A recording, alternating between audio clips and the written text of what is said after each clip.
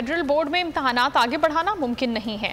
तमाम सूबे आज़ाद होते हैं कि स्कूल खोलने और बंद करने के फैसले खुद लें। सेक्रेटरी तालीम वजिया इकराम बोली कि वजीर तालीम की ऑफिशियल मसरूफियात हैं। बलोचिस्तान में इम्तहानात हो चुके हैं, सिंध में हो रहे हैं।